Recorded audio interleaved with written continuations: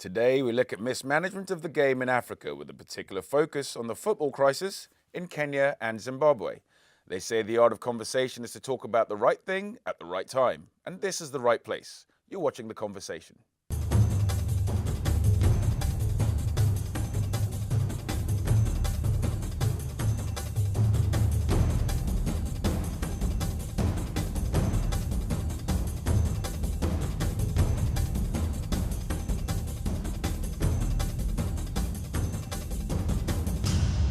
Hello everybody and welcome to The Conversation. I'm Ehi Alonge. In the studio with me today is a former SuperSport Head of Africa, Gary Rathbone. Hello Gary. Hey, nice to be here, mate. Pleasure having you with us. And joining us on Skype from South Africa is Pongo Liwewe, African football analyst. Pongo, hello, how are you? Hi, very well, thanks. Thank Excellent, Pongo. Sorry about the delay there, but yes, we'll be with you throughout the show and I'm sure you'll have plenty to fill us on with. But let's start immediately by looking at the saga between the Kenyan Football Federation and the Kenyan Premier League, which finally came to an end after FIFA stepped in and brokered a deal for a single league of 16 teams for the upcoming season.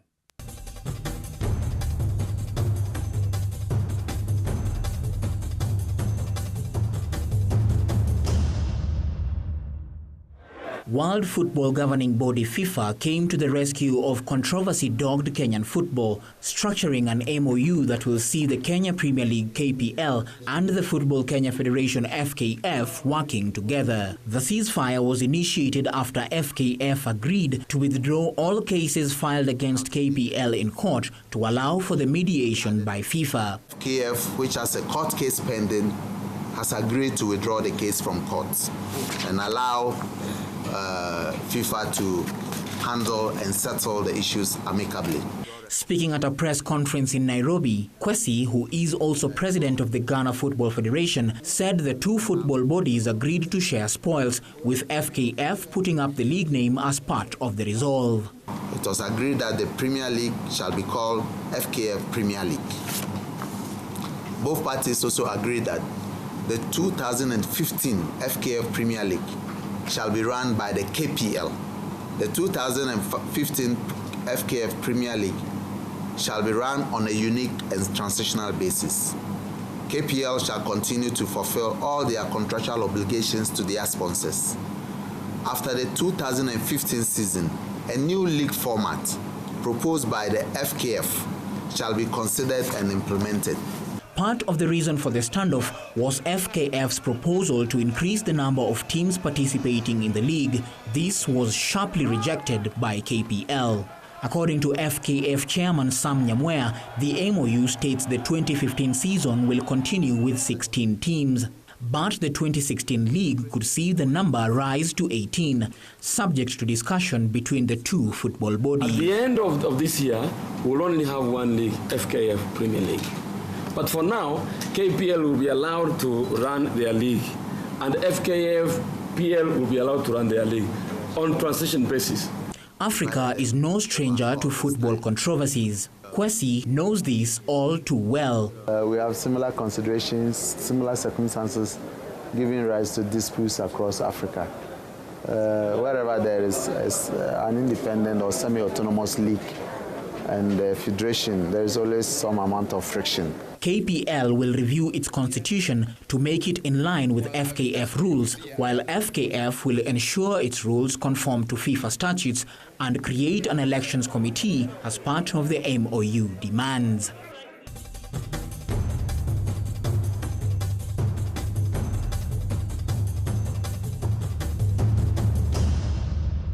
Okay, well, you saw from the VT there that there's lots of different ways to look at this, Gary, but you were there at the creation of what is understood now to be the commercial entity, the KPL, obviously in your time at SuperSport. Before we go to Pongo for some of the more technical questions, just to you, is this what you foresaw? I mean, we hear that there's always a challenge, but when you were at SuperSport setting this deal up, is this FKF Premier League what you foresaw happening with 16 teams, or was the 14 teams always an obvious and commercial route to go? No, I mean, it's one of the things we fought for quite strongly was that the league should always remain 16 teams. I don't think that Kenyan football and many other football bodies in Africa can actually support teams of more than 16, particularly when you want to make benefit from the corporate and commercial sponsorship that's available. You have to, the more teams, the more unwieldy it becomes, and it means that less teams get less money. That means that they get less money for infrastructure, and you can't really build a proper Premier League product, basically. So we always fought for keep it at 16 teams and not to be increased. Look, we were always the thing about the Kenyan Premier League was that it came out of a very, very dark period for Kenyan football, and was needed to be established something that was independent and that could manage itself and build itself independently. And its success in attracting sponsorship and becoming a well-run league, unfortunately, has also been. That's where the seeds of its kind of like the dangers have become, and I think this is always what happens. Things become successful, and then it attracts interest from people who want to jump in and benefit from that success without actually working for it. Okay, Pongo, we're going to come to you. I mean, one key question before we actually look at where we are now with this issue. Why is it FIFA and not CAF who are handling the resolution of this matter? Could you please explain that to us?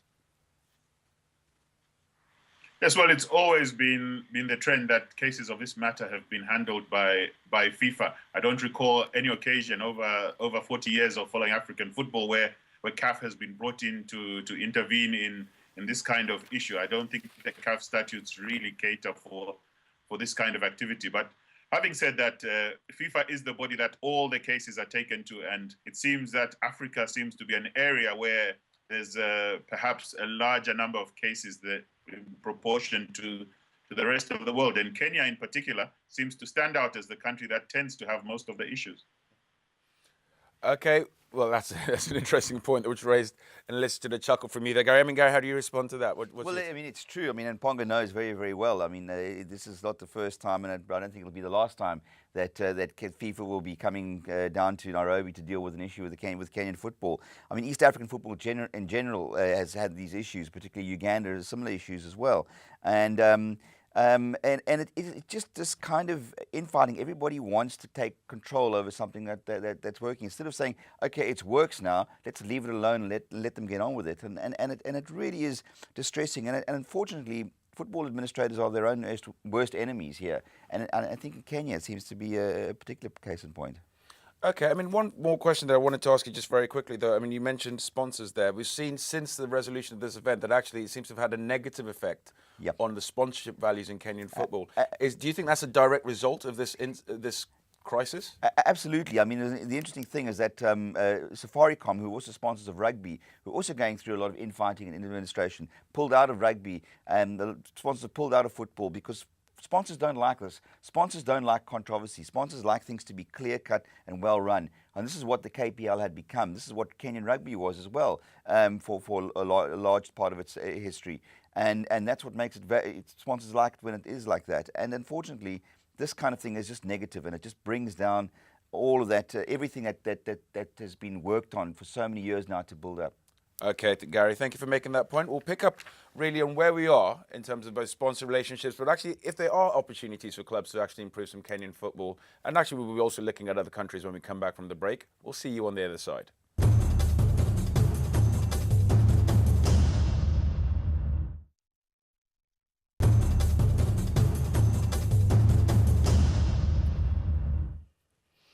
Okay, welcome back to the conversation.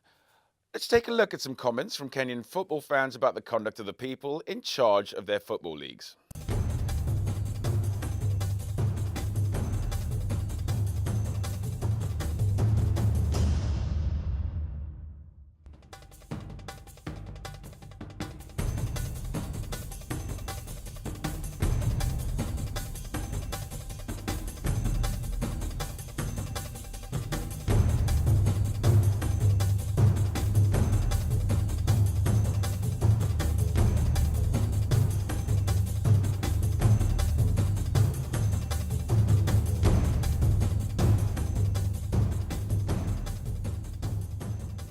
The problem with Kenyan soccer is corruption. Jamuya is hungry of money. But we're happy that the Premier League is back. That's what we're waiting for.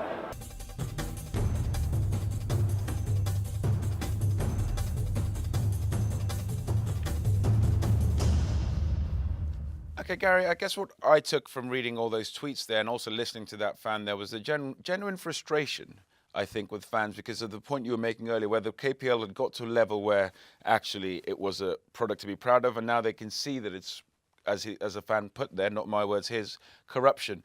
From you, looking at that, there's a very clear new landscape from Kenya. And apologies to viewers at home, we've just had some technical issues with Pongo, but we'll get him back to clarify this. But Gary, how does Kenyan football recover from the situation? They've lost sponsorship value. They have more teams now to sustain. Do you see it as a really serious threat to Kenyan football? I think that in some ways there is a kind of normality has returned, because what you've got now is you've got the KPL continuing as it is, and really what you've done is that what's happened now is the old second division, or the national division, has now got a new name basically, but it's still those same teams. The question is going to be is what happens at the end of 2015, and is there going to be this move to try and create this bigger, more unwieldy 18 or 20 team league? And I think that's going to be a huge danger. If it can stay like where it is now, a few name changes are not going to make much of a difference to it. But if they actually start changing the structure of it and upsetting that particular apple cart, it's not going to give the sponsors and the possible broadcast rights holders to come on board and continue to support this, because it will basically undermine a very good product. Okay, Pongo, I hope you've been able to join us again. Pongo, are you there?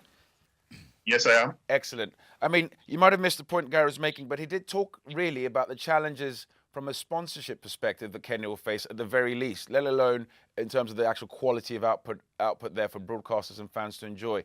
But from your perspective, joining the FKF and KPL together, bearing in mind they've just been at each other's throats for the last 6 months, surely this is just storing up trouble for the future. Yes, I feel that it's a battle that goes beyond just the issue of the number of teams of the league. I think it's a battle for the heart and soul of Kenyan football. And you can easily look at the case of the English Premiership, where the Premier League has become, you could actually say, the more dominant body than the Football Association by the commercial success of the league, by the way the league has gained so much popularity all over the world. And I think it's a similar situation in that the league in Kenya has become the thing rather than the Football Association. And the Football Association is really trying to grasp back some of the control by having a greater say in the activities of the Premier League. Okay, I mean, to Kenyan football fans out there, I don't want you to feel entirely alone. So we are actually going to talk about the issues in another country. And I want to move now, Pongo, and I'd like you to frame this perhaps for us, for our viewers at home, and look at the issues affecting Zimbabwe. The FIFA Disciplinary Committee originally expelled Zimbabwe due to non-payment of some issues from the 2018 World Cup qualifiers. But can you just tell us, how did this whole thing come about, and what is the current situation out there? Yes, in 2008, a Brazilian coach was employed by Zimbabwe, Jose Giorgini, and he ran the national team from January to November of that year and subsequently left. Now, he wasn't paid his dues during that period, and of course, he took the case to FIFA. FIFA then said Zimbabwe need to pay him, and this issue has been pending now since 2008 till 2015. So in the end, with the coach not paid and FIFA's directives not being implemented, FIFA had enough, and they simply said that they would take sanctions against Zimbabwe and then ban them from participating in the 2018 World Cup as a consequence. Okay, and Gary, another African country, another case of maladministration? Yeah, I mean, this is the problem with federations, and this is why I think just to bring the Kenyan thing in, where I think it kind of connects here as well, is that this is why it's important that we need to get more and more sort of private sector, more commercial involvement in football, because commercial involvement makes things run better. It's more accountability comes into the game. Sponsors want to make sure their money is well spent, that things are well run. And when football associations still relying on government funding and bits and pieces here, and everybody trying to sneak in and get a bit of money in, so things don't run properly. And I think that, again, this is the problem, in Zimbabwe. This is why the association is always trying to kind of rob Peter to pay Paul, and in the end, nobody gets paid, and it all goes kind of pear-shaped. And I think that this is why we do need more commercial support and more commercial involvement, more private sector involvement in football, both at club level and at national team level, to make sure things can start. Let me throw that to you, Pongo. I mean, calling for more support, calling for more commercial involvement. But as you made the point, once the prize gets big enough, the administrators want a piece of that, whether just to control it or to avoid an English Premiership problem. What would you say is the best route out of this situation now for the administrations that are really suffering to maximise their product? Is it more commercial involvement, or is it better government involvement? Well, I think it's a case of both, because football across Africa is crying out for more resources to be able to run its affairs better. But then there's that inextricable umbilical cord between football and government, because obviously football, if it doesn't generate enough money, is forced to go to government to ask for help. And this tends to be the case with most of the national associations across the continent. Unfortunately, when you go to government and ask them for their help, they also want to exert some control over their resources. So it's a bit of a catch-22 situation. But corporate support, if it comes into the game, then allows football to pay the type of coaches it's looking for, to pay the sort of bills it needs to pay to be successful. And unfortunately, a lot of countries will go out and grab a foreign coach to work for them when they don't really have the means to pay him, and then go cap in hand to government. And sometimes government will say, no, we simply don't have money to allocate to football when we need to pay for schools, hospitals, etc. And you find a situation that the association is then found in a critical situation of not being able to pay the coaches. I mean, and Gary, this issue of not being able to pay coaches, I mean, surely, I mean, from the coach's perspective, the agents, the whole process, an FA should be expected to be able to meet those needs first off.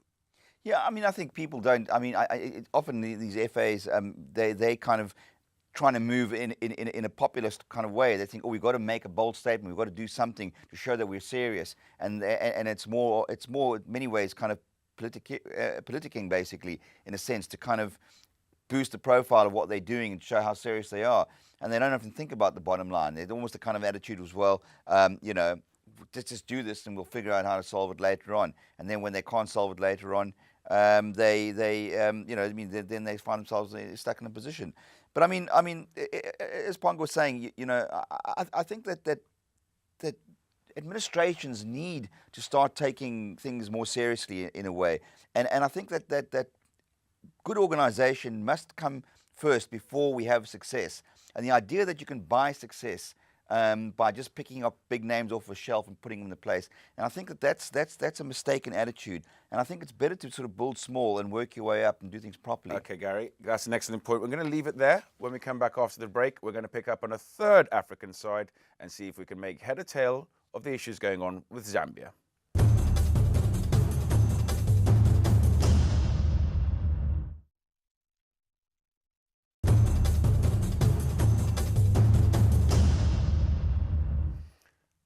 Welcome back to the conversation.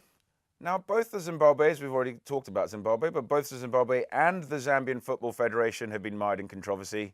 Let's see what some people have had to say about that.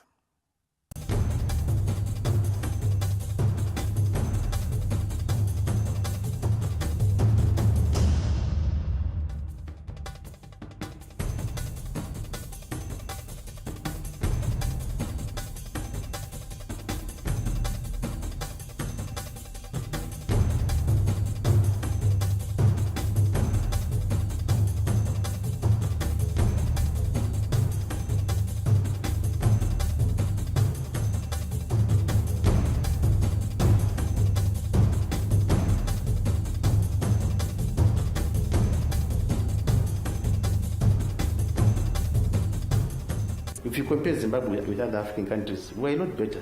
The recent finals in Equatorial Guinea, some of the stadia don't compare with ours in terms of setting capacity. But these are issues that we require then Zimbabwe to say, let's have a long-lasting template in terms of ensuring that sport is run as business, in terms of infrastructure, in terms of enticing fans to come and watch in their numbers, in terms of also making sure that we've got clubs that can sustain themselves year in, year out.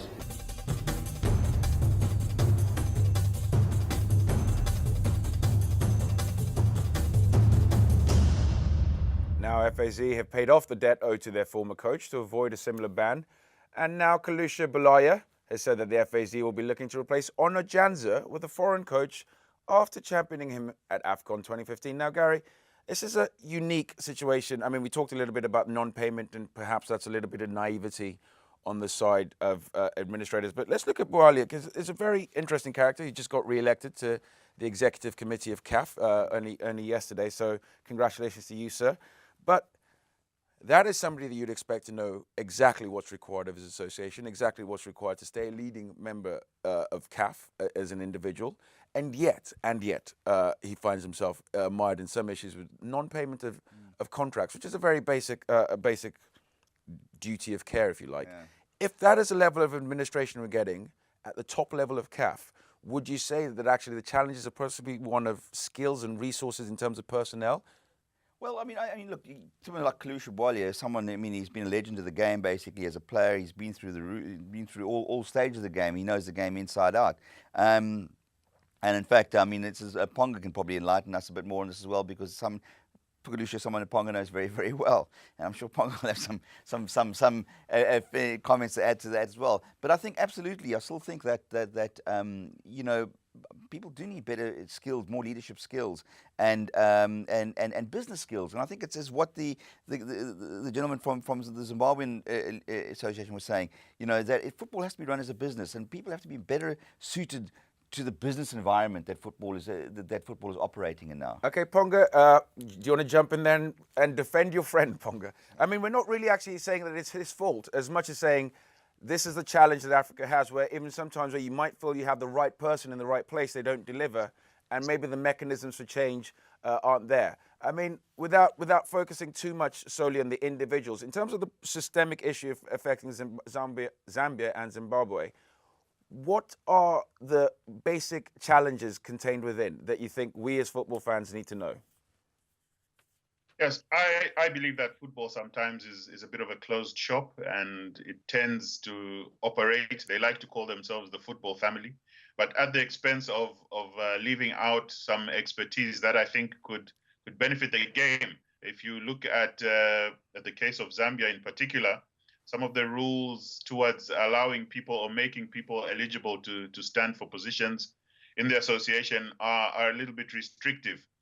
If you look at the way Zambian football is structured, the people who tend to, and in Zambia's case, the clubs are owned by companies. So the companies appoint mid to lower level management to run the football clubs. And those are then the people who filter through and who are eligible to stand for their association positions. So you find that not the best quality in terms of management, in terms of leadership, are necessarily eligible to stand for positions in the association when it comes to elections. And that sort of prevents expertise in marketing, expertise in finance, expertise in all other areas of running an organization from being the best of what it could I actually want to jump in on that point, because obviously, Gary, in your time going back to the KPL, but also in your time from the broadcast side of sports, you must have had the occasion to sit with clubs and administrators and many people within the football family, as Ponga referred to them. Is that something you're finding, that sometimes it's right job, wrong person? Yeah, sometimes? I mean, there's two things, actually. I was going to pick up on something that Ponga said there as well.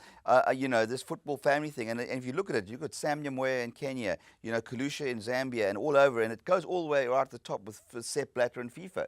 It's the same people that are in these positions for so long, and you don't get a turnover of new people, new blood, new ideas coming through. And eventually it all becomes about just them looking after their own patch, looking after the environment that they've created for themselves. And they don't want to let go, and it's a problem.